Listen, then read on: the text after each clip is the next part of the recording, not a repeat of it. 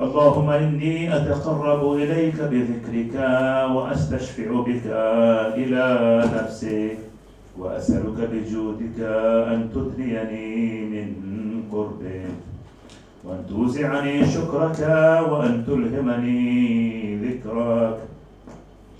اللهم إني أسألك سؤال خاضع متذلل خاشع أن تسامحني وترحمني وتجعلني بقسمك راضيا قانعا وفي جميع الأحوال متواضعا. اللهم وأسألك سؤال من اشتدت فاقته وأنزل بك عند الشدائد حاجته وعظم فيما عندك رغبته. اللهم عظم سلطانك وعلى مكانك وخفي مكرك وظهر أمرك وغلب قهرك وجرت قدرتك ولا يمكن الفرار من حكومتك. اللهم لا أجد لذنوبي غافرا ولا لقبائحي ساترا ولا لشيء من عملي القبيح بالحسن مبدلا غيرك. لا إله إلا أنت سبحانك وبحمدك ظلمت نفسي وتجرأت بجهلي وسكنت إلى قديم ذكرك لي ومنك علي. اللهم مولاي كم من قبيح سترته وكم من فادح من البلاء أقلته وكم من عثار وقيته وكم من مكروه دفعته وكم من ثناء جميل لست أهلا له نشرته. اللهم عظم بلائي وأفرط بي سوء حالي وقصرت بي أعمالي وقعدت بي أغلالي وحبسني عن نفعي بعد عملي وخدعتني الدنيا بغرورها ونفسي بجنايتها ومطالي. يا سيدي فأسألك بعزتك أن لا يحجب عنك دعائي سوء عملي وفعالي ولا تفضحني بخفي ما اطلعت عليه من سري ولا تعاجلني بالعقوبة على ما عملته في خلواتي من سوء فعلي وإساءتي ودوام تفريطي وجهالتي وكثرة شهواتي وغفلتي. وكن اللهم بعزتك لي في كل الأحوال رؤوفا وعلي في جميع الأمور عطوفا. إلهي وربي من لي غيرك أسأله كشف ضري والنظر في أمري. إلهي ومولاي أجريت علي حكما اتبعت فيه هوى نفسي ولم أحترس فيه من تسجيل عدوي فغرني بما أهوى وأسعده على ذلك القضاء فتجاوزت بما جرى علي من ذلك بعد حدودك وخالفت بعد أوامرك. فلك الحمد علي في جميع ذلك ولا حجة لي فيما جرى علي فيه قضاؤك وألزمني حكمك وبلاؤك. وقد أتيتك يا إلهي بعد تقصيري وإسرافي على نفسي معتذرا نادما منكسرا مستقيلا مستغفرا منيبا مقرا مذعنا معترفا لا أجد مفرا مما كان مني ولا مفزعا أتوجه إليه في أمري غير قبولك عذري وإدخالك إياي في سعة رحمتك. اللهم فاقبل عذري وارحم شدة ضري وفكني من شدي وثاقي. يا رب ارحم ضعف بدني، يا رب ارحم ضعف بدني ورقة جلدي ودقة عظمي. يا من بدأ خلقي وذكري وتربيتي وبري وتغطيتي، هبني لابتداء كرمك وسالف برك بي. يا إلهي وسيدي وربي، أتراك معذبي بنارك بعد توحيدك، وبعد ما انطوى عليه قلبي من معرفتك ولهج به لساني من ذكرك واعتقده ضميري من حبك، وبعد صدق اعترافي ودعائي خاضعا لربوبيتك. هيهات أنت أكرم من أن تضيع من ربيت أو تبعد من أدنيت أو تشرد من آويت أو تسلم إلى البلاء من كفيته ورحمت. وليت شعري يا سيدي وإلهي ومولاي أتسلط النار على وجوه خرت لعظمتك ساجدا وعلى ألسن نطقت بتوحيدك صادقا وبشكرك مادحا وعلى قلوب اعترفت بإلهيتك محققا وعلى ضمائر حوات من العلم بك حتى صارت خاشعة وعلى جوارها سعت إلى أوطان تعبدك طائعة وأشارت باستغفارك مذعنا ما هكذا التن بك ولا أخبرنا بفضلك عنك يا كريم.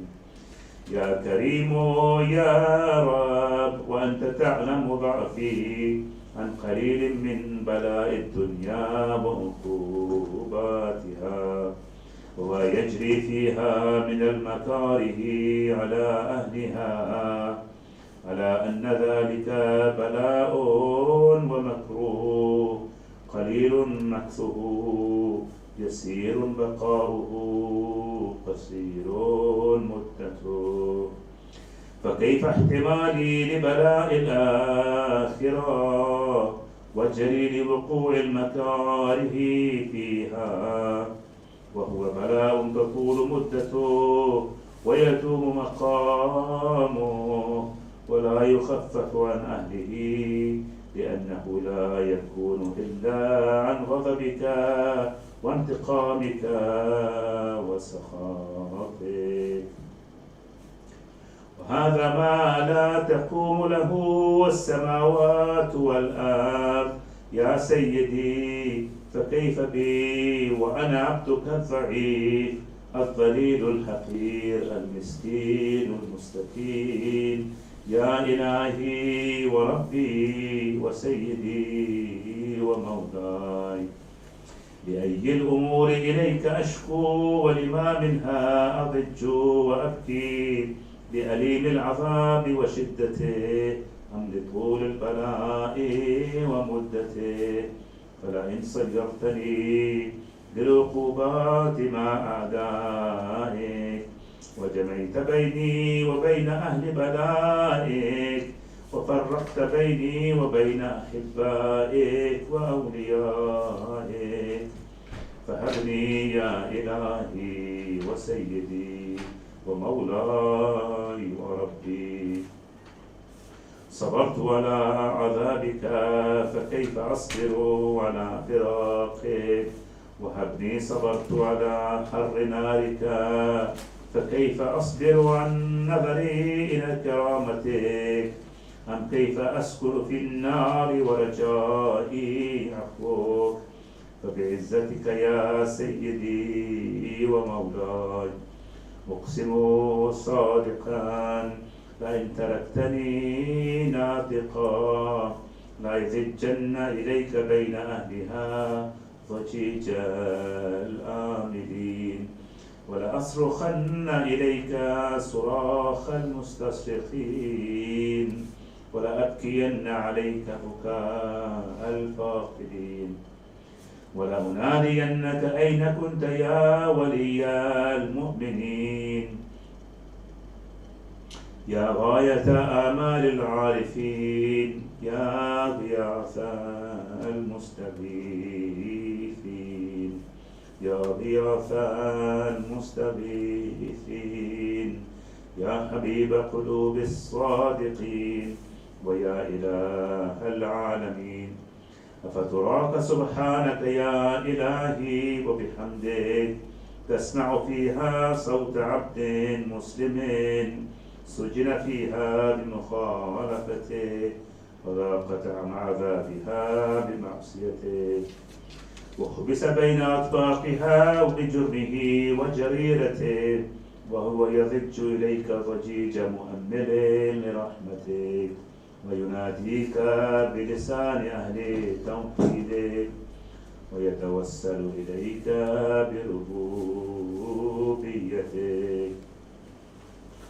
يا مولاي فكيف يبقى في العذاب وهو يرجو ما سلف من حلمك، أم كيف تؤلمه النار وهو يأمل فضلك ورحمتك، أم كيف يحرقه لهيبها وأنت تسمع صوتا وترى مكانا، أم كيف يشتمل عليه زفيرها وأنت تعلم ضعفا، أم كيف يتقلقل بين أطباقها وأنت تعلم صدقا، أم كيف تزشره زبانيتها وهو يناديك يا ربا، أم كيف يرجو فضلك في يده منها فتتركه فيها. هيهات ما ذلك الظن بك ولا المعروف من فضلك، ولا مشبه لما عاملت به الموحدين من برك وإحسانك، فباليقين أقطع لولا ما حكمت به من تعذيب جاهدي، وقضيت به من إخلاد معاندي، لجعلت النار كلها بردا وسلاما، وما كان لأحد فيها مقرا ولا مقاما، لكنك تقدست أسماؤك أقسمت أن تملأها من الكافرين من الجنة والناس أجمعين، وأن تخلد فيها المعاندين، وأن تجل ثناؤك قلت مبتدئا وتطولت بالإنعام متكرما، أفمن كان مؤمنا كمن كان فاسقا لا يستوون. إلهي وسيدي فأسألك بالقدرة التي قدرتها وبالقضية التي حكمتها وحكمتها وغلبت من عليه أجريتها، أن تهب لي في هذه الليلة وفي هذه الساعة كل جرم أجرمته وكل ذنب أذنبته وكل قبيح أسرفته وكل جهل عملته كتمته أو أعلنته أخفيته أو أظهرته وكل سيئة أمرت بإثباتها الكرام الكاتبين الذين وكلتهم بحفظ ما يكون مني وجعلتهم شهودا علي مع جوارحي وكنت أنت الرقيب علي من ورائهم والشاهد لما خفي عنهم وبرحمتك أخفيت وبفضلك سترت وأن توفر حظي من كل خير أنزلت أو إحسان فضلت أو بر نشرت أو رزق بسطت أو ذنب تغفره أو خطأ تستره يا ربي يا ربي يا رب يا ربي يا ربي يا رب يا إلهي وسيدي ومولاي ومالك رقي يا من بيده ناصيتي يا عليما بضري ومسكنتي يا خبيرا بفقري وفاقتي يا ربي يا ربي يا رب يا ربي يا ربي يا رب أسألك بحقك وقدسك وأعظم صفاتك وأسمائك أن تجعل أوقاتي من الليل والنهار بذكرك معمورة وبخدمتك موصولة وأعمالي عندك مقبولة حتى تكون أعمالي وأورادي كلها وردا واحدا وحالي في خدمتك سرمدا يا سيدي يا من عليه معولي يا من إليه شكوت أحوالي يا ربي يا ربي يا رب يا ربي يا ربي يا رب قوي على خدمتك جوارحي واشدد على العظيمة جوانحي وهب لي الجد في خشيتك والدوام في الاتصال بخدمتك حتى أسرح إليك في ميادين السابقين وأسرع إليك في البارزين وأشتاق إلى قربك في المشتاقين وأدنو منك دنو المخلصين وأخافك مخافة الموقنين وأجتمع في جوارك مع المؤمنين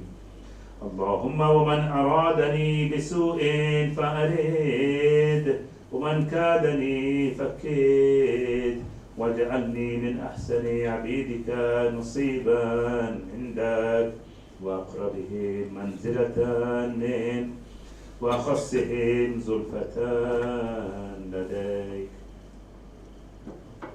فإنه لا ينال ذلك إلا بفضلك وجد لي بجودك واعطف علي بمجدك واحفظني برحمتك واجعل لساني بذكرك لهجا وقلبي بحبك متيما ومن علي بحسن إجابتك وأقلني عثرتي واغفر زلتي فإنك قضيت على عبادك بعبادتك وأمرتهم بدعائك وضمنت لهم الإجابة فإليك يا ربي نصبت وجهي وإليك يا ربي مددت يدي فبعزتك استجب لي دعائي وبلغني مناي ولا تقطع من فضلك رجائي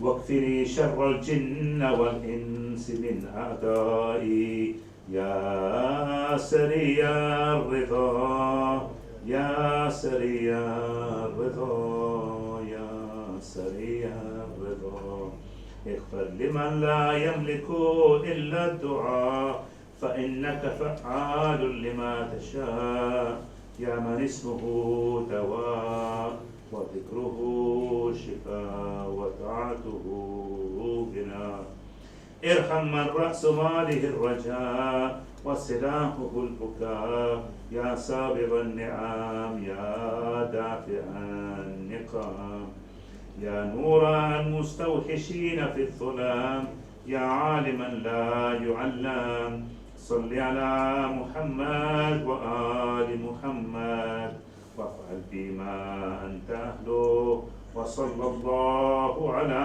رسوله والأئمة الميامين من آله وسلم تسليما كثيرا. اللهم صل على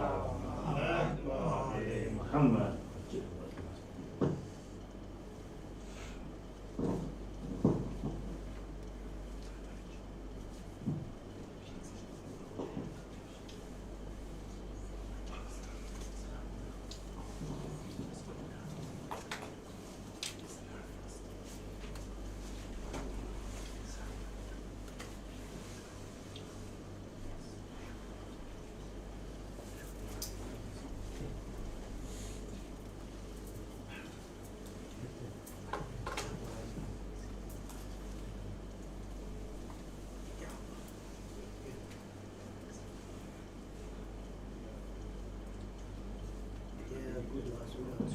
Brothers and sisters, Assalamu alaikum. May I request the gents to come on this side? It's an interactive session, so the ladies can come into the gents' namaz hall, and then inshallah we can start this evening's program, inshallah.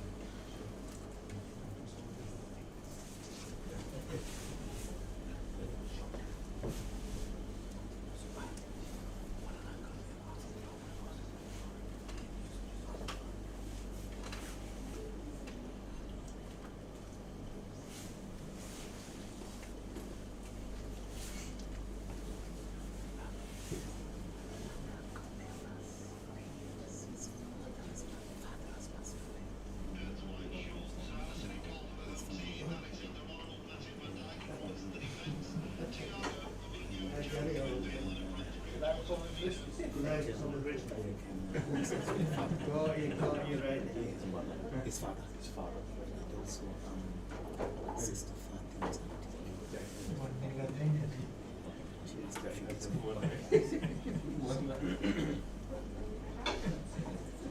Are Arsenal still winning? Unfortunately. We need to recite some surahs, huh? Might turn into a fat majlis. Get some Suman Bukmun.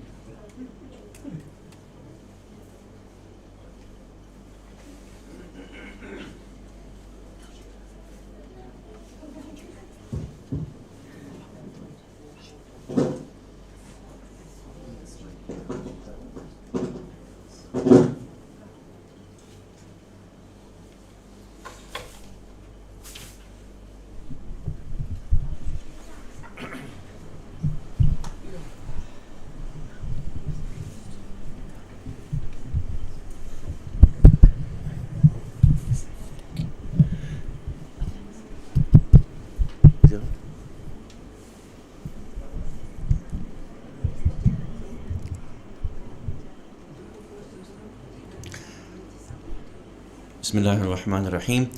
For the love of our seventh Imam Musa al-Kadhim, Let us begin with a loud salawat ala Muhammad wa ali Muhammad. Allahumma salli ala Muhammad wa ali Muhammad. أعوذ بالله من الشيطان الرجيم. بسم الله الرحمن الرحيم وبه نستعين. ثم الصلاة والسلام على أشرف الأنبياء والمرسلين وعلى أهل بيته الطيبين الطاهرين المعصومين. أما بعد. Awaited Savior of humanity, Imam al-Mahdi alayhi salam, my respected brothers and sisters, Assalamu alaikum jami'an wa rahmatullahi wa barakatuh. Tonight, as we celebrate the birth anniversary of our 7th Imam al-Kadhim, salawatullah wa salamuhu alayhi, we are shifting the format of the program to a much more interactive style, and it allows us to have a collective form of learning. The idea is that we follow what is known as the KWL format of learning. And that is where we all participate in the learning experience and learning from one another. Normally in the monologue, it is me giving you my ideas, my experience. The reality is the collective knowledge and the collective wealth of understanding is so great, and when we draw that out from people, we all benefit from each other. But we also get to learn about what else others want to be able to learn about. And it may spark even more ideas in your own mind, hearing from one another, that you want to learn something about this. You may have heard of it before, you may never have heard of it before. But with this exchange of knowledge, we will grow together collectively. We also get to be able to shift the format of the majlis to honor Imam alayhi salam. So KWL, what does it stand for and how does it work? It's divided into 3 parts.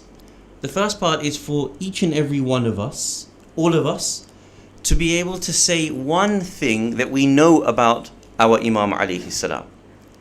And so we've got our whiteboard here, and I'm going to ask my assistant to come up and write much more legibly than I could ever do so. But we will each mention one thing that we know about our 7th Imam, and hopefully by the end of it we will have so many different points noted down about the 7th Imam that in the span of a majlis we will probably learn even more from each other than we can just through one person's knowledge. We then state what would we like to know about the Imam. And it could be in any area, any element of his life. And again, we'll get a list of things that allows us to be able to think collectively about what we wish we could learn about the Imam. At that point, we will have short majlis, inshallah, where I will try my best to be able to respond to one or as many of those questions that have been raised about what you would like to learn about the Imam's time. And then after the short majlis, we will again gather like this, and we will ask everyone to mention what they've learned about the Imam. Because it could be that you learn something new from the first part. When you mention what you know about the Imam, someone may, I never knew that. That's something new to me. And you might want to mention that. It might be an answer to the question that has been raised, that we want to know about X, and we've learnt about X. And that might be something that you mention. But the idea is that it could be that in a half an hour, 45-minute majlis, we could switch off. But at the end of the session, it may be that you've missed one thing and someone else says, I learned this. And you say, I missed that. That was really important. And that reinforces the learning process. Instead of it being passive, where it's just a monologue, the idea is for you to be able to learn in a more active manner. And hopefully that will allow us to be able to retain much more of our knowledge. And inshallah, it continues to evolve the format of the majlis in honor of the Imam, inshallah. So are there any questions on the format about KWL? K stands for what you know about the Imam, one thing. W stands for what you would like to learn about the Imam. And L stands for what you have learned about the Imam. Are there any questions on the format? Simple enough, inshallah?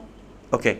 Can I ask Sumaya if you'll join us? And my handwriting is terrible. You wouldn't learn anything if it was me writing these particular answers. So we're going to start with the K. What you already know from the Imam alayhi salam. And I think if we go for one brother, one sister, I think that would be really useful. And to make it as simple as possible, we'll start at the wall and we'll go all the way around. Yes. And should we start on the wall as well? I think that would be fair. Yes. So we'll start with the wall and then we'll go all the way around, inshallah. And everybody has to say one thing. Now it may be that by the time we reach part way, someone will say, I don't know anything new. It's already been mentioned. If that's the case, that's the case. That's still one thing that you know about the Imam. Don't feel shy. Don't pass the buck and say, come back to me. Say one thing that you know about the Imam, even if it be just something so small, it is still beneficial to all of us, inshallah. So I don't know how many can see. Can you guys see? If you can't see, then feel free to move to a space whereby you can see.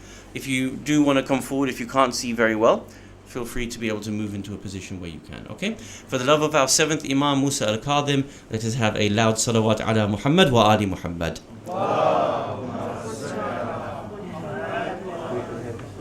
Okay, we'll try to put everything on one chart as best as is possible. Okay. Would you like to move forward just to give everyone more space? If you'd like, you can move forward. It allows us to give everyone space if there's more people that are coming, inshallah. Okay. One thing, and we'll try to be very quick, just one thing that you know about your 7th Imam. Bismillah, Adnan. MashaAllah. Period of Imamate was 35 years.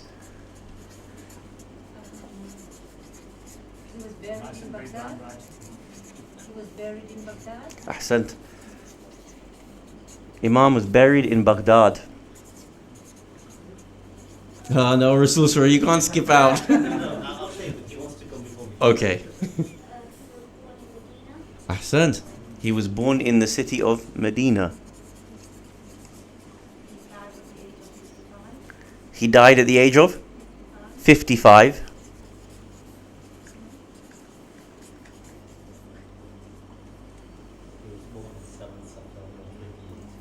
He was born on the 7th of Safar, 128 after Hijrah.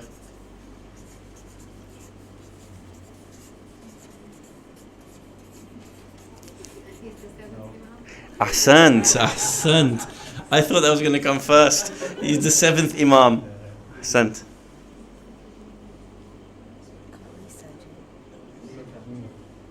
It was one of nine brothers and 6 sisters. He was one of 9 brothers and 6 sisters. Ahsant. He died on 25th of Rajab. He dies on the 25th of Rajab. During his imamate, although the 6th Imam proclaimed his as an Imam, 2 of his brothers were pronounced as Imam. One of them was already dead, and the other one, Ismail, started off the Ismaili sect, and he was supported by the ruler of the time. I forget his name, because he could manipulate Ismail. Ahsant. So, during the time of the 6th Imam, 2 other brothers were nominated to be the Imam. Should we? How do we word that in a short sentence? Say again. Okay, great. Fitna was started in the Imamate. Oh, different sects. And different sects were started in the Imamate. Okay, excellent, excellent. Where have we reached? He had the powers of healing. He had powers of healing. Ahsant. Imam Al-Kadhim is known as Al-Kadhim, meaning the one who suppresses his anger. His title, Al-Kadhim, the one who suppresses his anger. Would you like to go? He was killed by One second. It's the sister just at the other side of the wall. Would you like to go next? No? Okay. Should we go at the very back? Say again? Most of the time he was in prison. Ahsant. Most of his life was spent in prison. Was poisoned by Harun al-Rashid. Poisoned by Harun al-Rashid. Where have we reached? Yes. His title is Babul Hawa'ij. One behind him. When he died, his body was kept on a bridge where his companions found him areas. When he died, his body was left on a bridge and his companions found the body to bury him. So we can put about his burial. Ahsant. Beautiful. I'm so sorry, you'll have to speak louder. He died by poison. Ahsant. Thank you so much. So it's up here. Oh, with poison. Yeah, you want to? It's already been mentioned. He was Babul Hawai. He was Babul Hawa'ij. Ahsant. Jazakumullah khair. Auntie? If Auntie wants to mention? Either? Would you like to go? I think we have someone in the ladies' side. Would you like to mention? That's it? There is a tasbih of Babul Hawai. It's been read in every difficulty. There is a tasbih for Babul Hawa'ij, which is to be read in every difficulty. Anything else on that? Ahsant. It's already mentioned, but there's one thing I know about his children, number of children. He had 37 children total. Ahsant. He had 37 children. I think we have we gone through all the sisters? Is there anyone who wants to go again? Yes? His mother was the His mother? Can you say it? Hamida Khatun. Hamida Khatun, Ahsant.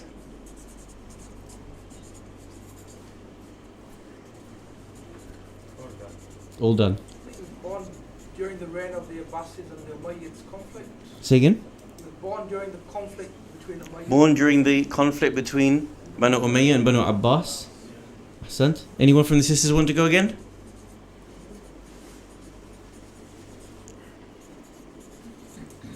Okay, I'm gonna go to, just because it goes in order, okay?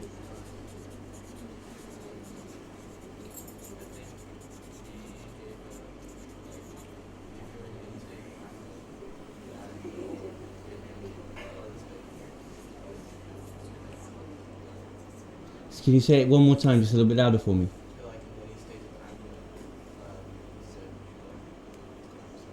Brilliant. So in any state of anger, the Imam showed how you could calm down. Ahsant, beautiful. Okay with suppressed anger? Suppresses anger is good.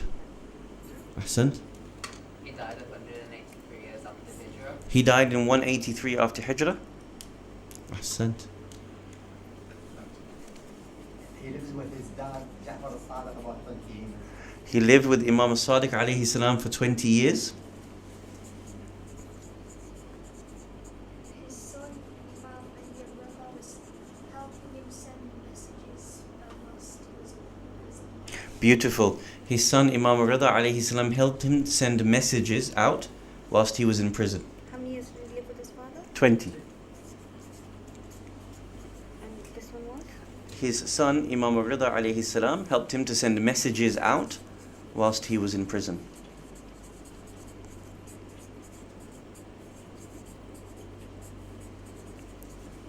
He became an Imam at the age of 20. Ahsant. He became Imam at the age of 20. So I just want to say 2 points. He continued the Jaffer University after the Imam Jaffer Sadiq. Ahsant. He continued the madrasa of Imam Sadiq alayhi salam after. And second, like I learned due to the hard time in the Harun, his closest man, they joined his government so they can preserve like whatever they learned from the Imam, and they continue to help the others because they were killing everyone, the preachers and the followers of the Imam. So we learned the ijtihad in the hard time you can change and you take decisions like the white collar politics, like we can some sort of stuff. So some of the companions were hiding their faith and they entered into the government as a means to be able to help the Imam. Is that what you wanted to say? Is there anyone from the sisters who hasn't said anything or wants to mention? Brother, would you like to say anything? Ahsant. I think that's a wonderful list. Majlis over. Right? Ahsant. I think that's actually quite comprehensive, isn't it? Actually quite a lot is known about our seventh Imam. Sometimes people say small Imam, big Imam, we don't know. Actually, there's quite a good list, isn't it? Of things that we collectively know. So to... He born in Medina. Yes. The small city called Al-Abwa. I don't know if you know that. Al-Abwa. Al-Abwa, yes. Ahsant. So in the area, in the mantaqa, in the area of Al-Abwa in Medina. Al-Abwa.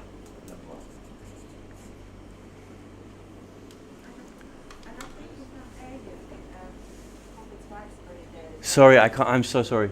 I think in the same area you could just buried there as well, is that right? Oh, we Amina, sorry, we Amina. Is that right? I'm sorry, I'm not hearing very well.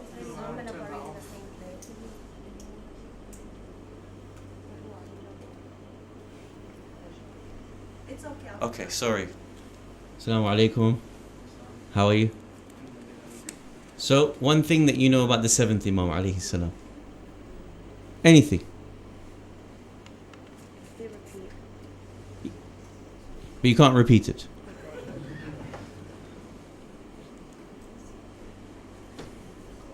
That stops people coming late. Yeah. Any one thing that you know about them, anything at all.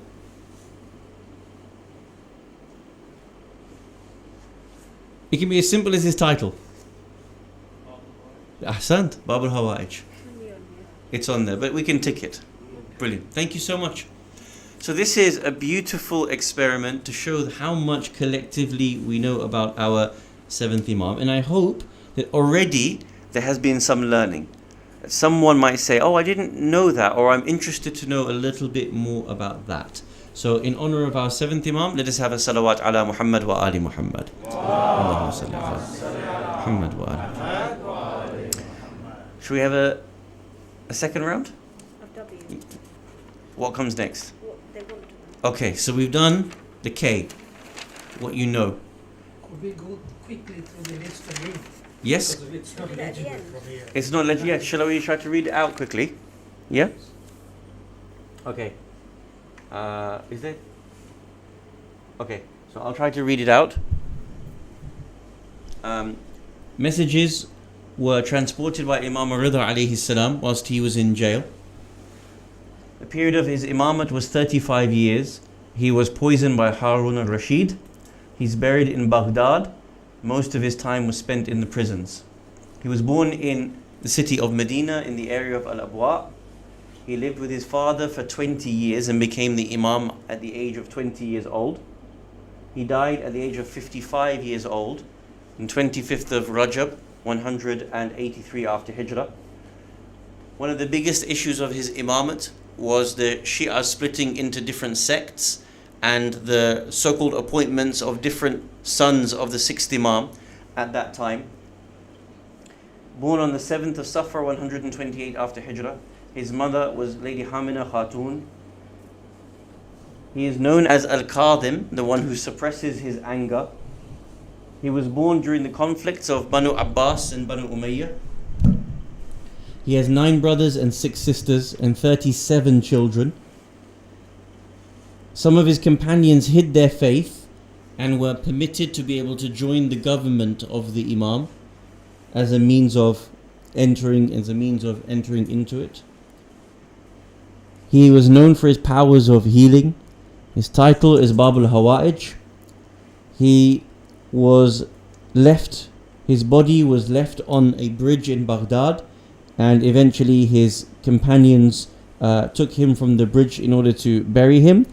And it is known that there is a tasbih to be recited when you have difficulty in the honor of the seventh Imam, whose assistance will come inshallah to be able to intercede for us. So that is the full list of things that we have. Come on. Oh, excellent. There's someone online? He's saying he's also known as the protector. Ahsant. He's also known as the protector. So for our seventh Imam, Sallu ala Muhammad wa ali Muhammad. Allahumma salli ala Muhammad wa ali Muhammad.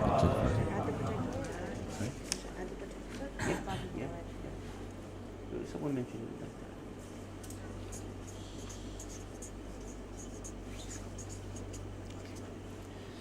So from now we go to W.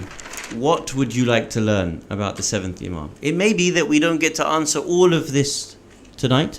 It may be something that we can look to later on in the month. We'll also have his Shahadat Majlis on the 25th of Rajab. So it may be that this gives us an opportunity to have preparation for the Majlis coming. But we'll do the same exercise, but this time we'll start in the opposite directions. Should we do that? So if we want, we'll start this way with the sisters and then this way with the brothers. Would that be okay? Yeah? Would you like to ask anything? What would you like to know about the Imam? How many children did he have? Like, how many daughters and how many sons? Lovely.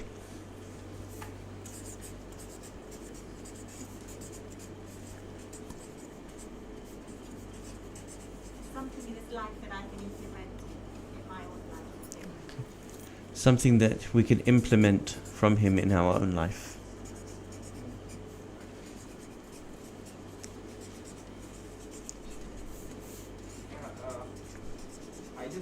I'm just curious, like if he has any, apart from the preacher and everything, like he has any some sort of the profession he used to do. Any profession that he had in his life. Ahsant. Auntie on the back.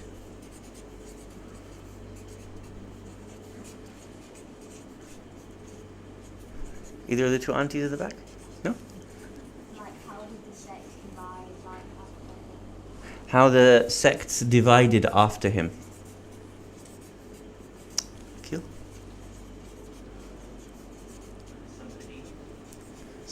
Some hadith from the Imam. Any books that could have been translated that he had written in his life from Arabic or Persian or whatever in English that we can read? Any books translated from the seventh Imam's time? So hadith from Imam, books from Beautiful. Thank you. Any supplications? I'll go around if you don't mind. Otherwise, I'll forget where we are. Is that all right? Brother at the back? See? Why is he the Babul Hawaii? Why is he Not all Babul? the Imams.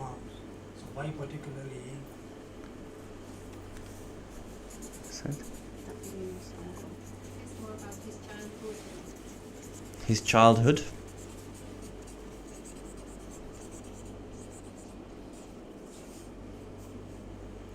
Just his childhood? Yes. Some more information on his tasbih. More information on this tasbih.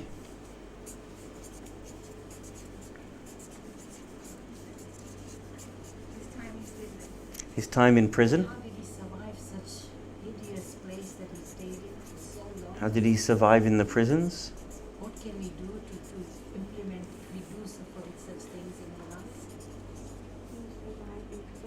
And how we can survive if that ever happens to us. Ahsant.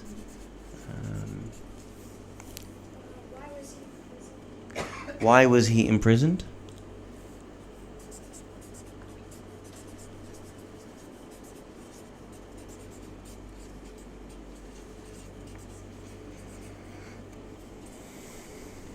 Why he's coming become Imam when he was the second child of Imam Jaffer Ladak. Why was he Imam? Why he become Imam? Because he is the second child of Jaffer Ladak.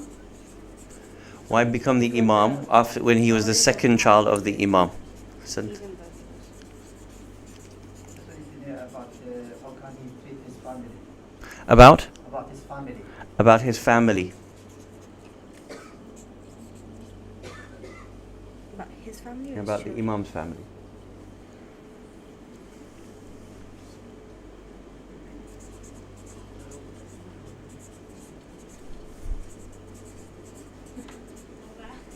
Is there anyone else? Anyone else from the sisters?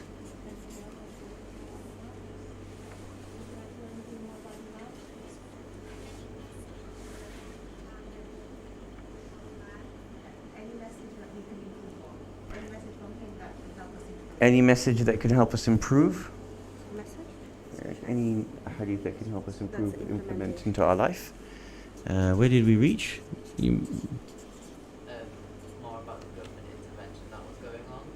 More about government intervention that was going on. Ahsant.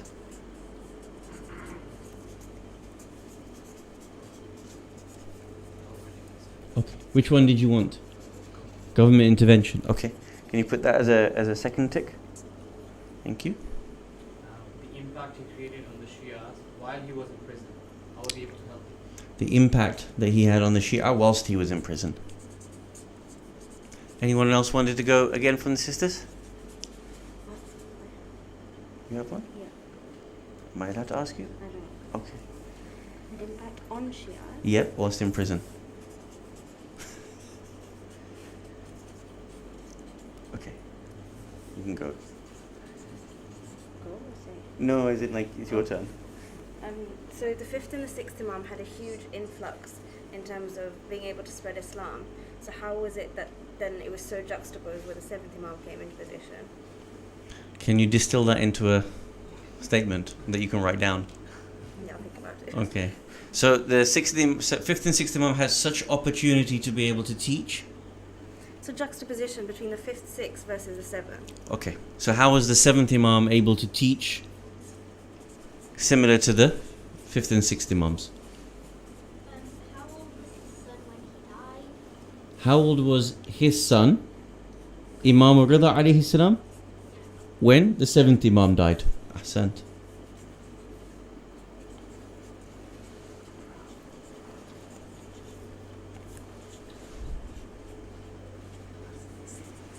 This needs a whole series on the 7th Imam, huh? What were the challenges that he was facing during his imamate? What were the people he was fighting against? What were the challenges of the time that the Imam had to respond to? Imam spent quite a bit of time in prison. The marriages that took place, were they in the prison or outside prison? The marriages of the Imam's children? Imam himself. Or the marriage of the Imam himself? So the marriages of the Imam whilst he was in prison, were they in prison or outside of prison? This one was double. This one was double? Yeah. And why was he in prison? And like when he was in prison, his marriages? Yes, so survive imprisonment and marriages? Yeah, and marriages. Sure? Who was his closest friend? Who was his closest companion?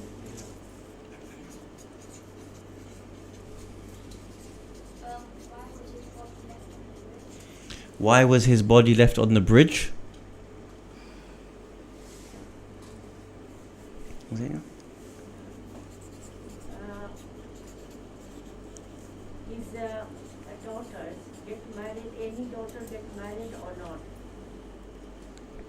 Did any of He his... has few daughters, have they get married or not? Sure. Any of his daughters gotten married? And why? And why? Ahsant.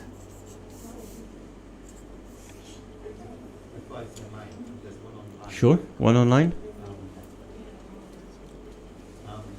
Has the Imam written any books like the 4th and 6th were able to do, or So, whilst he was in prison?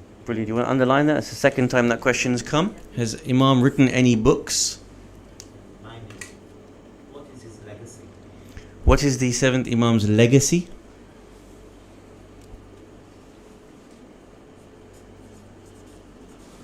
Sent?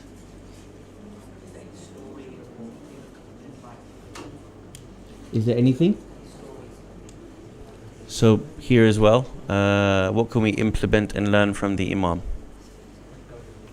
I think, yeah, underline that one. Brilliant. What do you think to these questions? Very good questions. Very comprehensive. Very thorough questions. So which ones do we have asked the most tonight? The ones that we've had repeated for tonight. What can I implement in my own life from the Imam? And what has he left me that I can improve on in my life? Has the seventh Imam written any books that have reached us? And what were the government interventions at the time of the seventh Imam? So maybe if I try to take these three tonight, because they've been asked twice, and then inshallah in the Shahadat Majlis, which comes on the 25th of Rajab, later on this month, then we will have more time to be able to look at the other ones. So for tonight, I'll just make sure that I try to answer these three questions. Is that okay with you guys? Yes? And inshallah we'll come back in a few minutes and answer what we have learned as our third element of KWL. For the love of our seventh Imam, salawat ala Muhammad wa ali Muhammad.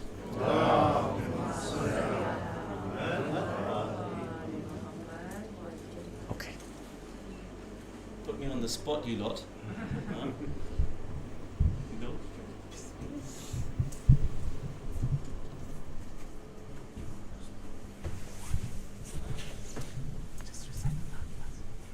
Yeah, Fatiha.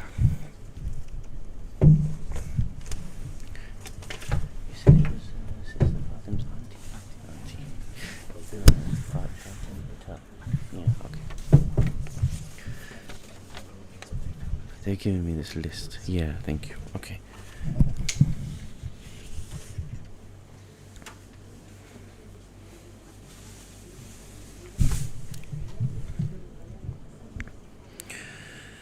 We have some requests for Surah Al-Fatiha. First is the auntie of Sister Fatim Patel. We also have the following marhumeen: Marhum Razia Rafiq, Zainabai Dewji, Muhammad Dewji, Muhammad Patel, and the father of the marhum father of Maulana Qalbi Abbas from India. For all of them and for all of our marhumeen, if we can begin with the recitation of Surah Al-Fatiha. Bismillahir Rahmanir Rahim. Ar-Rahman.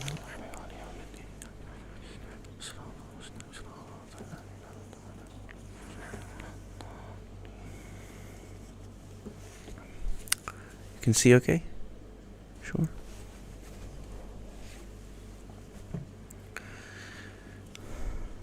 If everyone can open their Qur'ans. Two verses that we'll look at tonight, inshallah. The first one is chapter number 3, Surah Al Imran, verse 133.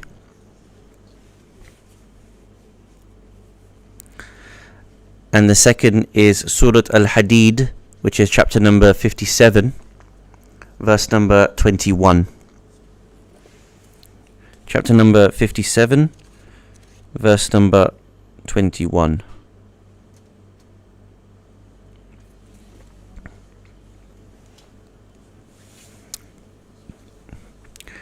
For the love of our seventh Imam, let us have a loud salawat ala Muhammad wa ali Muhammad. Allahumma salli ala Muhammad. أعوذ بالله من الشيطان الرجيم. بسم الله الرحمن الرحيم. الحمد لله رب العالمين. الحمد لله الذي هدانا لهذا وما كنا لنهتدي لولا أن هدانا الله. والصلاة والسلام على أشرف الأنبياء والمرسلين خاتم النبيين سيدنا الممجد بشير المصدق المصطفى الأمجد محمود الأحمد أبي القاسم محمد اللهم صل على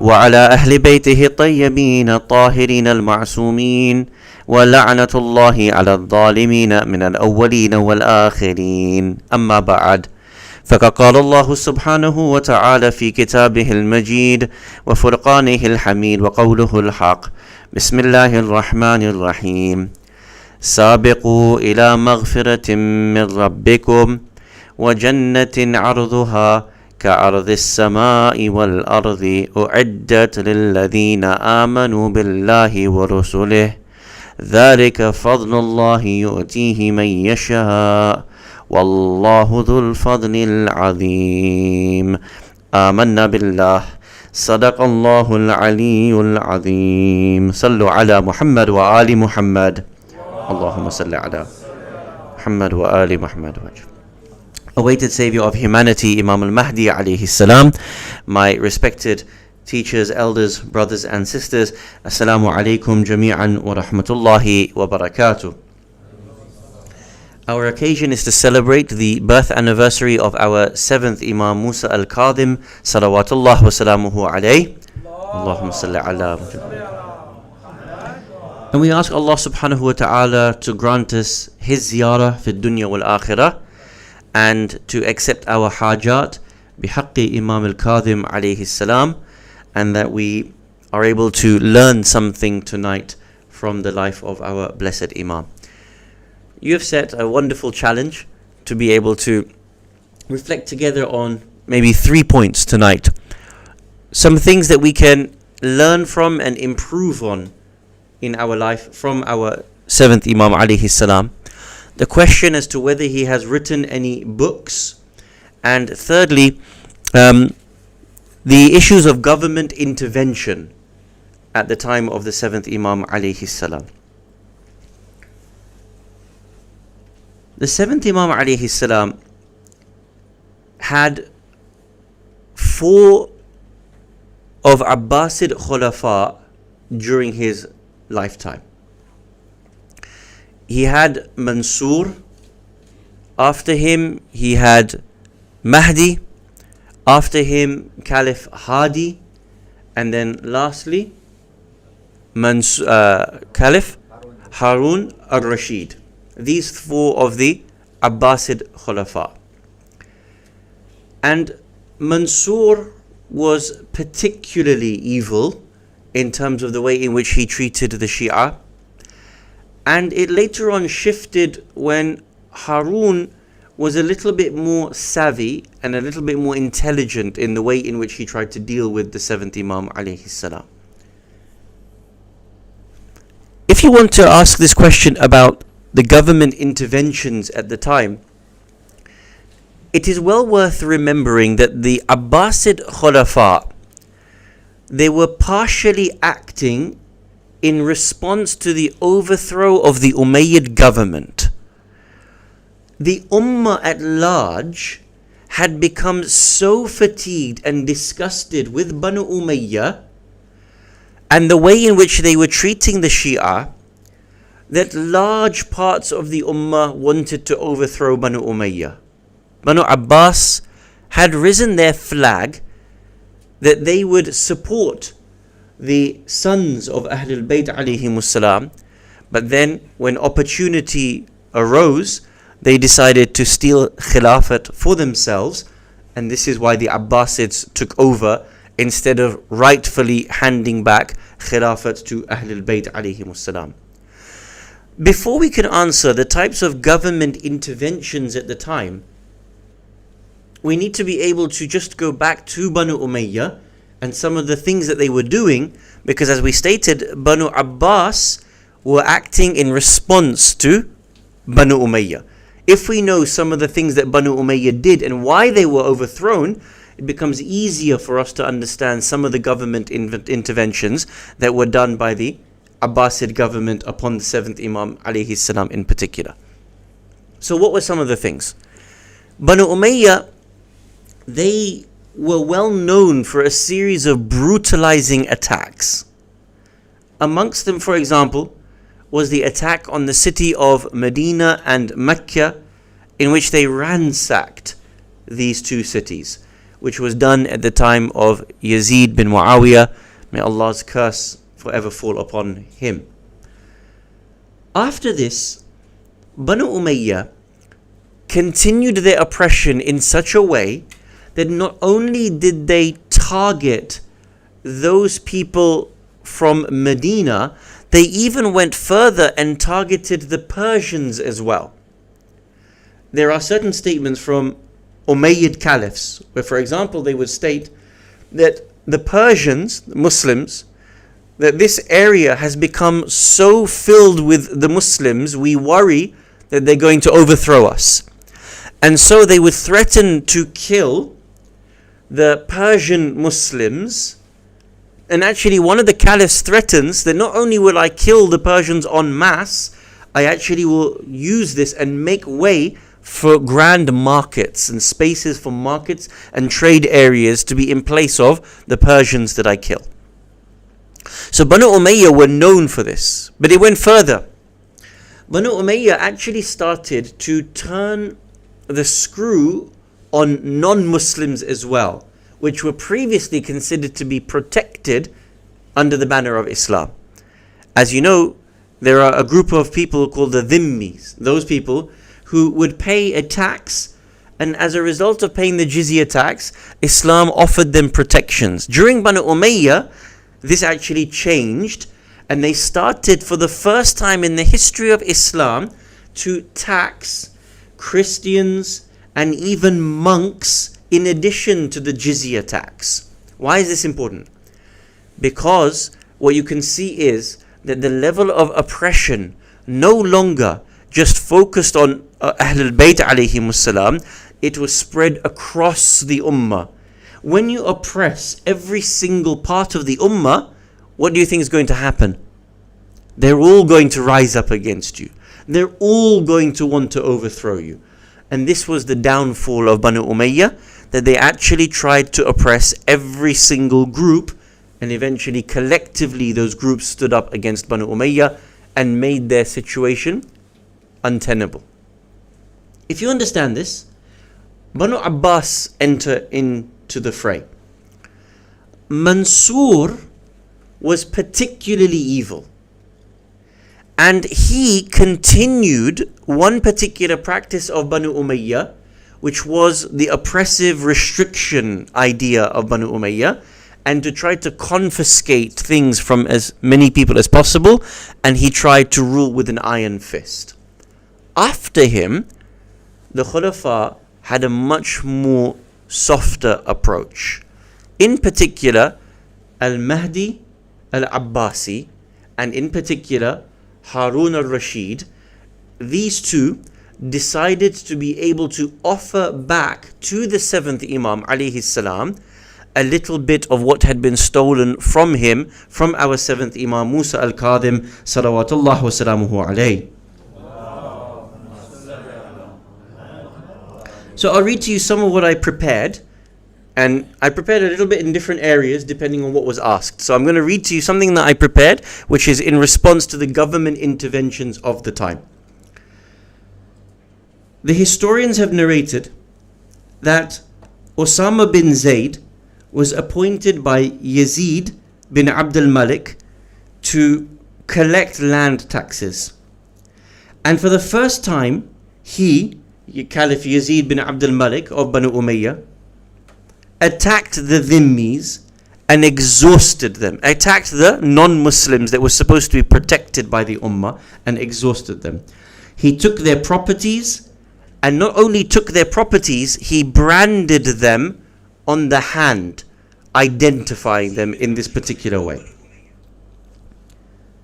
It continues, and it says that Abdul Aziz bin Marwan was the first to make a tax upon the monks as well. Al-Mansur ordered the members of Ahlul Bayt alayhimus salam, the sons of Imam Ali alayhi salam, to be arrested and thrown into prisons. Now what's interesting is, according to the narration, when Al-Mansur threw the Shia into the prisons, he threw them into the prisons of the city of Yathrib, Medina al-Munawwara. They languished in those prisons for 3 years in the most harshest of ways, And in the year 142 after Hijrah, it became such a boiling point in the city of Medina that so many of the children of Imam Ali alayhi salam, the grandsons of Imam Ali alayhi salam, had been left in dungeons, that even his advisors told him that it is becoming too much for people to bear now. You need to be able to do something. If you want to know the atrocities of Al-Mansur, this kind of summarizes what he was like. If you're hearing from your advisors that it's too much, normally what you would do is, you would listen, pay heed, and take the Shia outside of the prisons. Boris was given that advice last week, right? Apologize. And you can see when someone is having so much ego, even then they won't change their behaviors. Al-Mansur was like this. You know what Al-Mansur did in the year 142 after Hijrah? He went to Hajj, and on his way back from Mecca, he stopped off in Medina, and he got the governors of Medina to take the Shia who were in the prisons out of the prisons and parade them in front of him in their shackles. And did this in the masjid of the Prophet Muhammad sallallahu alaihi wa alihi wasallam. This is the sons of Ahlul Bayt alayhimus salam being paraded inside Masjid al-Nabawi. And the hadith says that Imam al-Sadiq alayhi salam was made to watch this event of his family members being paraded in front of him. And Imam al-Sadiq alayhi salam, as a way of demonstration, as a way of grief, took his abba and threw it onto the ground whilst weeping. This was his way of expressing how much grief he had. This is what Al-Mansur was like at the time of the 7th Imam alayhi salam. When all of these things were being confiscated, it wasn't just the ordinary confiscation. When the caliphs used to put Shia in prison, at the same time they put them in prison, they would confiscate their belongings. So Al-Mansur had built up a lot of what he had from the Shia at that time. When it became too much, Caliph Al-Mahdi Al-Abbasi decided a different tactic. And he decided to offer some of these things back to Imam al-Kadhim alayhi salam and back to the Shia as a way of sort of penance, or as a way to say, look, I'm not as bad, we are not as bad as what Al-Mansur was like. It got to the point where Harun al-Rashid called our 7th Imam alayhi salam and offered him fadak back. Now before I tell you the rest of this story, I want you to be able to read the 2 ayat that I want to mention to give you some context to the reply of Imam al-Kadhim alayhi salam, and to understand those interventions that were taking place. Banu Abbas, they wanted to seem like they were better than Banu Umayyah. So if Al-Mansur has been stealing so much from the Shia, what do you think they needed to do to be able to pacify the Ummah? That we are really with the Shia, that we are one in the same. To offer back all the things that they had stolen. If you are the Shia, as much as it is important for you personally to have what has been stolen from you to be returned, what is the most important thing that you want returned back? Fadak. More important than my own belongings is that belonging which belongs to Lady Fatima az-Zahra, salawatullah wa salamuhu alayha. So in order to pacify the Shia at the time and the wider Ummah, that this was supposed to be a legitimate government supporting the Shia after so much devastation, Harun al-Rashid offers back fadak to Imam al-Kadhim alayhi salam. And before I tell you the rest of the story, have a look at these 2 verses. The first one was Surah Al-Imran, verse 133.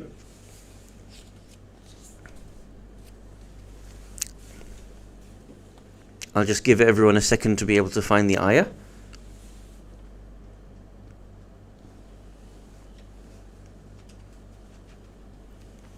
Everybody's there, inshallah? Bismillahir Rahmanir Rahim. وَسَارِعُوا إِلَى مَغْفِرَةٍ مِّن رَبِّكُمْ. Hasten, rush towards the forgiveness of your Lord. What will you gain out of this forgiveness from your Lord? وَجَنَّةٍ عَرْضُهَا السَّمَاوَاتُ وَالْأَرْضُ. What will you gain? Paradise. The size of it, the width of it, the extensiveness of it is the size of the heavens and the earth. Subhanallah. You want to know how big your Jannah is? How big are the heavens and the earth? It's incalculable, isn't it? The heavens, the entire universe is continuing to expand. It's not possible for us to understand the size of it. Allah Jalla Jalaluhu says, the size of the Jannah that is available for you is the size of the heavens and the earth. That's what's available to you. And what does Allah precede it with? Istighfar. Just do istighfar. Just seek forgiveness for the things that you've done wrong. As an outcome, Allah will reward you with paradise, the size of the universe. Who is it prepared for? أُعِدَّتْ لِلْمُتَّقِينَ. This is kind of a shart. It's kind of a condition. Because why? Only the muttaqeen will humble themselves in order to be able to do istighfar with Allah Jalla Jalaluhu. Turn to the other ayah. Surah Al-Hadid, chapter number 57, verse number 21. Jazakumullah khair. Almost identical ayah.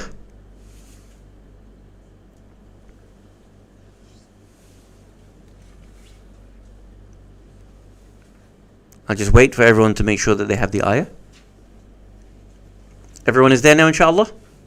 Bismillahir Rahmanir Rahim. Sabiqu ila maghfiratin. So the previous verse says Sari'u. This verse says Sabiqu. Sabiqu is like not just hastening, but it's a vying with each other. Like try to outdo one another. Try to become first. Sabiqu ila maghfiratin min rabbikum. Vie with each other positively for the forgiveness from your Lord. What will you get?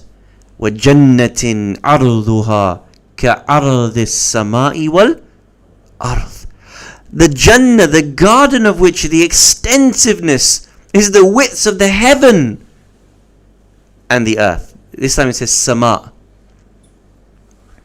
أُعِدَّتْ لِلَّذِينَ آمَنُوا بِاللَّهِ وَرُسُلِهِ. It's prepared for those people who believe in Allah and His messengers. ذَلِكَ فَضْلُ اللَّهِ يُؤْتِيهِ مَن يَشَاءُ. This is from the grace of Allah. He gives it to whomsoever He pleases. وَاللَّهُ ذُو الْفَضْلِ الْعَظِيمِ. Why? Because Allah is the ultimate mighty Lord of all grace. So, I just want you to focus for a second on this idea of the size of paradise that's available to you. We, me and you, me especially, we squabble over the tiniest things in this earth. And when we squabble, we try to gain just a little bit of an edge, maybe to be able to get something slightly bigger. Slightly bigger car, slightly bigger house, slightly bigger bank account. And we're arguing over these things which are just, in the realest sense, it's so minor, isn't it? Compare it to what Allah Jalla Jalaluhu is offering you. I'm offering you paradise, the width of which is the heavens and the earth. You really want to steal just to get a little bit ahead in your bank account? You really want to be able to argue over, having to have an engine that's, from a 2-liter engine to a 3-liter engine? Is this what we're arguing over in dunya? Is this what we're selling ourselves for in dunya? Allah is saying the entire universe is going to be in the palm of your hand when you die. All I'm asking for is istighfar from you. All I'm asking for you is become muttaqi. U'iddat lil muttaqin. Okay. Having understood these ayat, Harun al-Rashid calls our 7th Imam alayhi salam and he offers him fadak back. Imam al-Kadhim alayhi salam responds with the following line. I'll only take it if you give me the entirety of fadak back. I'll only take it if you give me the entirety of fadak back. He actually says, I want the entirety of the hudud back, the whole boundary of fadak back. So what do you think he says? Harun responds, because he's under pressure now. He has to be able to be seen as if he's working to give back. These are the interventions of the Banu Abbasid government to look like they are not the Banu Umayyah. He says, tell me, what are the boundaries of fadak? Imam al-Kadhim alayhi salam responds and says, the eastern boundary of fadak is Central Asia. The western boundary of fadak is North Africa. The northern boundary of fadak reaches the Roman Empire, and the southern boundary reaches to the very tips of Yemen. That is the entirety of fadak that you would have to give back to me. Harun al-Rashid is confused. At the time of the Prophet sallallahu alaihi wasallam, it was only how much? It was a very large piece of land. But I didn't think it went all the way to Africa, or it went all the way to Yemen, or they went all the way to Rome. How is it that you're saying this? Imam al-Kadhim alayhi salam responds by saying, you've not understood. What you've taken from us is actually khilafat. When fadak was snatched, that's what it represents. They snatched from Lady Fatima not just fadak, but khilafat. For you to return back fadak to me, that is the entirety of the ummah itself that you have to return back to me. Imam al-Kadhim salawatullah wa salamuhu alayhi. Of course, Harun al-Rashid would not do it. He would not be able to give it back up. The point I'd be able to make here is, if Harun had given it up, what would he have got in response? A Jannah that is the size of the heavens itself. Subhanallah. Just think about that. If you had offered it to him, or if you offer it to me and you, in theory, what should we be accepting? Jannah. Jannah. What difference does it make to me and you? What difference does it make to Allah Jalla Jalaluhu? Whether it's the ummah, the width of the ummah, or it's 1 penny that we're stealing from someone. What difference does it make? What difference does it make to me? Because in reality, if I realize that it's all the same in the hands of Allah, it really doesn't make a difference to Him, does it? Is it different to Allah if I take 1 penny or I take the ummah? With Allah it is the same. It makes no difference to Him. Tabarakalladhi biyadihil mulk wa huwa ala kulli shay'in qadir. Blessed in He in whose hands the entire dominion is. What is Imam al-Kadhim alayhi salam teaching us here in this particular interaction with Harun al-Rashid? He's telling us the reality of what we do within our own lives compared to what is available to us. When we squabble, when we fight over dunya, when we are oppressing people for dunya, when we are snatching whatever size it is, whether it's 1 penny or whether it is the entirety of the ummah at large in all of its geography, with Allah it makes no difference. It is the same. And the reality is, what I'm exchanging is I'm taking that 1 penny, or I'm oppressing one person for one thing, but what I'm losing out on in reality is the exchange of the entirety of the heavens and the earth and the expanse of it. This is something from our 7th Imam al-Kadhim salawatullah wa salamuhu alayhi.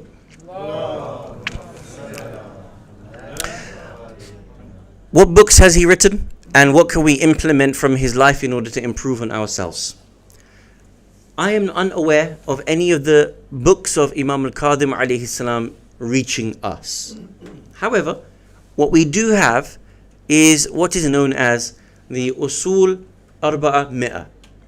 These are 400 books in which our earliest ulama relied upon in order to be able to compile the books of ahadith that have reached us.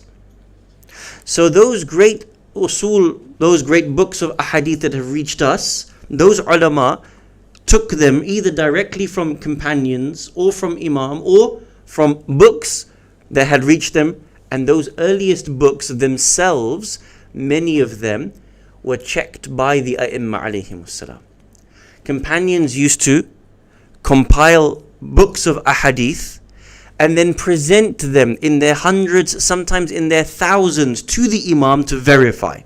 And the Imam would verify and say, that's not from us, that's from us. That's not from us, that's from us. Those books are generally known as the Usul Arba'a Mi'ah, 400 original sources that were checked by the A'imma alayhimus salam, and from there some of our ahadith have been taken and compiled into the texts that have reached us. It doesn't mean that our earliest books don't have forgeries, they do, but we can say that the A'imma alayhimus salam in some circumstances checked the work of their companions before those were circulated. I hope that briefly answers some of the questions on whether we have any books directly from our 7th Imam. What can we implement from the life of our 7th Imam Musa al-Kadhim salawatullah wa salamuhu alayh? I'll mention to you one or two ahadith that I feel might be useful to you. And if you want to write them down, if you want to be able to memorize them, it will be of blessings for us to honor our 7th Imam. First hadith, Imam alayhi salam says the following: when two things come your way and you don't know which one is good for you or bad for you, correct or incorrect, how do you decipher which one is better for you and which one is worse for you to choose? Imam says, when two things come your way and you don't know which one is good or bad for you, look into which one is closer to your desires and then oppose that one. For most of good is found in opposing your desires. He didn't say all good, because sometimes what you will choose is good. He said most good. When two things come your way and you don't know which one is good or bad for you, look into it and identify which one is based on your personal desires, your personal whims, your personal satisfactions, your personal ego. Then oppose that one. Don't take that direction. Choose the other one. Why? For most of good is found in opposing your own desires. Something we can think about and implement. Next hadith from our 7th Imam al-Kadhim, salawatullah wa salamuhu alayh. Rajab is the name of a river in paradise that is whiter than milk and sweeter than honey. If a person fasts even a single day in the month of Rajab, Allah Almighty will allow him to drink from that river. We're in the month of Rajab, one fast. Just lillahi azza wa jal, for the sake of Allah, for the sake of this reward. Last hadith from our 7th Imam al-Kadhim, salawatullah wa salamuhu alayh. Verily, a seed grows in soft ground, and it does not grow on stone. Seeds grow in soft ground, but they do not grow on stone. In the same way, hikmah, wisdom, thrives in the heart of a soft, humble individual and does not grow in the proud heart. Wisdom grows in the heart of a soft, humble individual and does not grow on the heart of a proud or haughty person. because Allah has made humility the instrument of the intellect. 3 ahadith that hopefully we can use to be able to implement and improve our life. What I hope to be able to take away from the Imam's life from tonight is the availability of the width of Jannah. And I can imagine myself in my own life at 100 times in my life where I have an opportunity to take something that is not mine. And the reality is that if I can realize what I am losing out on, the potential of what I'm losing out on, the more I wish to be able to gobble up dunya and potentially take something from someone that I shouldn't be, what I'm losing in exchange for this tiny little trinket is actually the width of the heavens and the earth, the width of the universe itself. That is the Jannah u'iddat lil muttaqeen, that has been prepared for the muttaqeen. May Allah subhanahu wa ta'ala grant us tawfiq to be able to follow in the path of Imam al-Kadhim alayhi salam. May Allah subhanahu wa ta'ala grant us the opportunity to be able to learn from the Imam tonight. And may Allah subhanahu wa ta'ala grant us the ziyarah of our 7th Imam fi dunya wal akhirah. May Allah subhanahu wa ta'ala place the illumination of our 7th Imam into the graves of all of our marhumeen tonight. Let us conclude with 3 loud salawat in honor of our 7th Imam. Sallu ala Muhammad wa ali Muhammad. Allah.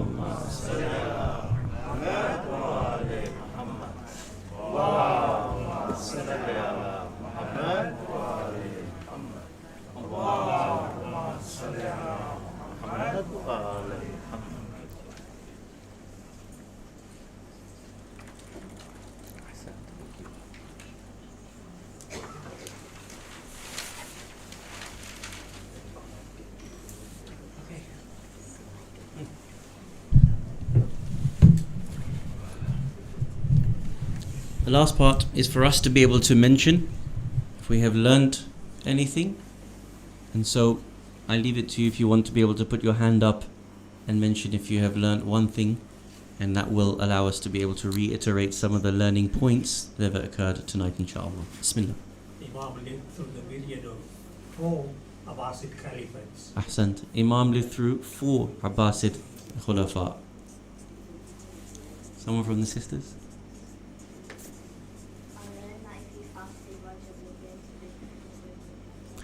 We learned that if we fast one day in the month of Rajab, we will be able to drink from a special river in heaven. Insha'Allah. The importance of istighfar. The importance of istighfar. Yeah. Seems to be more grander than just what we might imagine, huh? Yeah. The importance of istighfar. I think it's with Ramzan coming, and during the nights of Amal, when we do istighfar 1,000 times or 100 times, or sometimes when you fasted all day and you recite 100 rakats of namaz, perhaps is it quantity or the quality? What actually comes out? The quantity versus quality of that istighfar. Ahsant.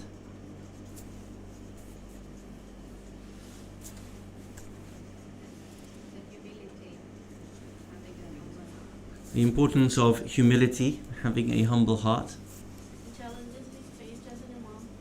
The challenges that the Imam faced in his life. I want to add on what he said. Due to the challenges and atrocities in his time, why was he called the Kadhim? Because he saw so many atrocities and challenges. The Imam was called Al-Kadhim because of those tragedies that he was able to bear and swallow. The hadith, always opposed to whatever you desire. Learn the hadith to oppose whatever is your desire, for in most cases of good, it is opposing your desires. There goes heavenly desserts tonight. Huh?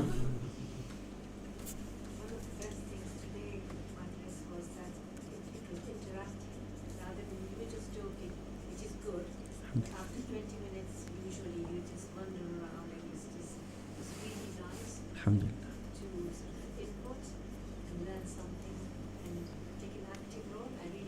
Taking an active role in the majlis. Brilliant. I was going to ask at the end if we liked this format. Ahsant, thank you. Anyone else want to mention something that they've learnt? Wisdom thrives in the heart of a soft, humble individual. Wisdom thrives in the heart of a soft, humble individual. Ahsant.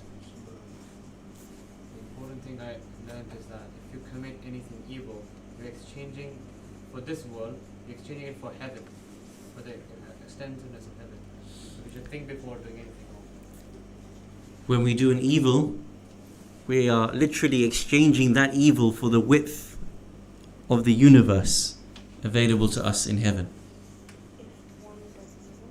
We are exchanging that one evil potentially for Jannah, which is the width of the universe.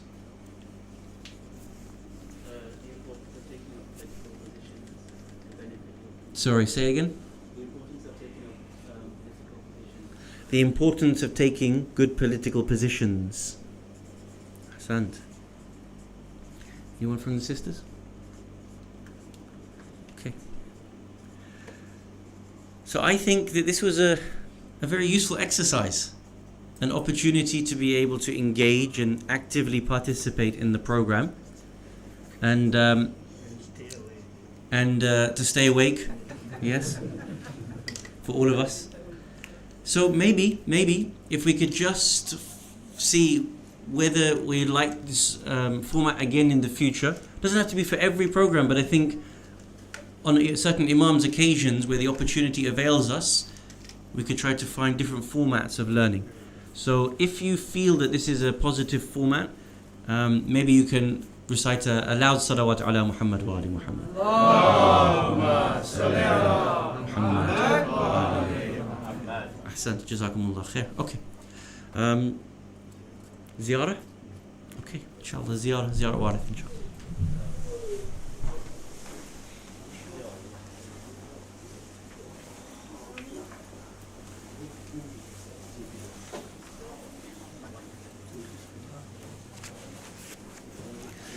بسم الله الرحمن الرحيم. السلام عليك يا رسول الله.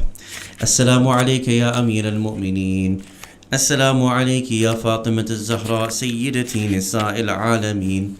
السلام عليك يا خديجة الكبرى. السلام عليك يا إمام حسن المجتبى جميعا ورحمة الله وبركاته. السلام عليك يا وارث آدم صفوة الله. السلام عليك يا وارث نوح النبي الله. السلام عليك يا وارث إبراهيم خليل الله. السلام عليك يا وارث موسى كليم الله. السلام عليك يا وارث عيسى روح الله. السلام عليك يا وارث محمد حبيب الله. السلام عليك يا وارث أمير المؤمنين ولي الله. السلام عليك يا ابن محمد المصطفى. السلام عليك يا ابن علي المرتضى. السلام عليك يا ابن فاطمة الزهراء. السلام عليك يا ابن خديجة الكبرى. السلام عليك يا ثار الله وابن ثاره والوتر الموتون. أشهد أنك قد أقمت الصلاة وآتيت الزكاة وأمرت بالمعروف ونهيت عن المنكر وأطعت الله ورسوله حتى أتاك اليقين. فلعن الله أمة قتلتك ولعن الله أمة ظلمتك ولعن الله أمة سمعت بذلك فرضيت به. يا مولاي يا أبا عبد الله أشهد أنك كنت نونا في الأصلاب الشامخة والأرحام المطهرة. لم تنجسك الجاهلية بأنجاسها ولم تلبسك من مدلهمات ثيابها.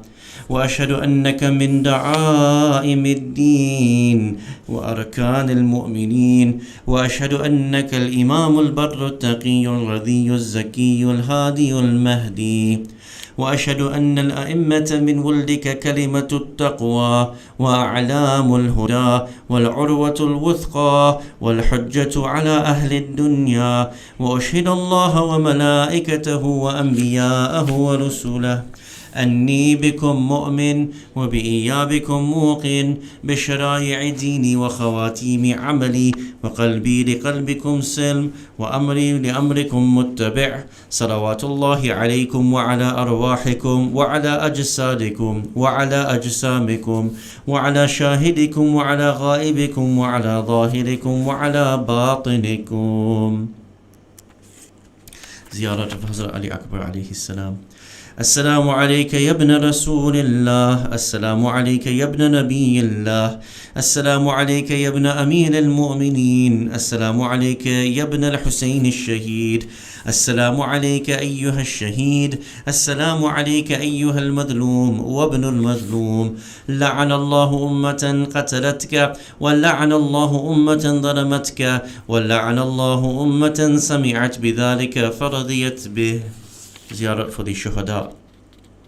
السلام عليكم يا أولياء الله وأحباءه، السلام عليكم يا أصفياء الله وأوداءه، السلام عليكم يا أنصار دين الله، السلام عليكم يا أنصار رسول الله، السلام عليكم يا أنصار أمير المؤمنين، السلام عليكم يا أنصار فاطمة سيدة نساء العالمين، السلام عليكم يا أنصار أبي محمد الحسن بن علي الولي الزكي الناصح، السلام عليكم يا أنصار أبي عبد الله بأبي أنتم وأمي، طبتم وطابت الأرض التي فيها دفنتم وفزتم فوزا عظيما، فيا ليتني كنت معكم فأفوز معكم. زيارة حضرة عباس عليه السلام. السلام عليك يا أبا الفضل العباس بن أمير المؤمنين، السلام عليك يا ابن السيد الوصين، السلام عليك يا ابن أول القوم إسلاما وأقدمهم إيمانا وأقومهم بدين الله وأحوطهم على الإسلام. أشهد لقد نصحت لله ولرسوله ولأخيك فنعم الأخ المؤاسي.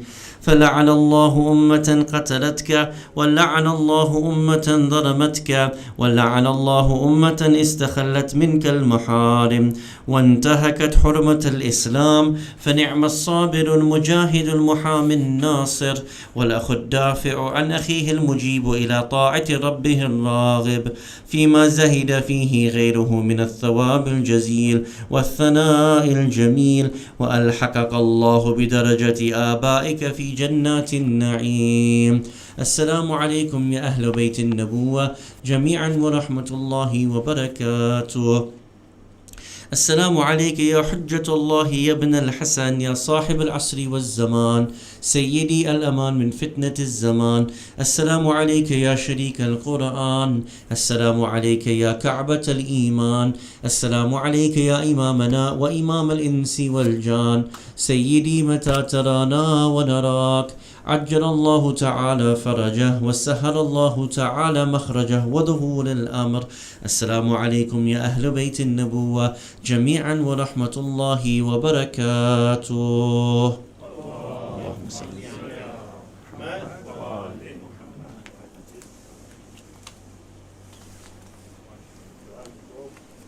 That's it.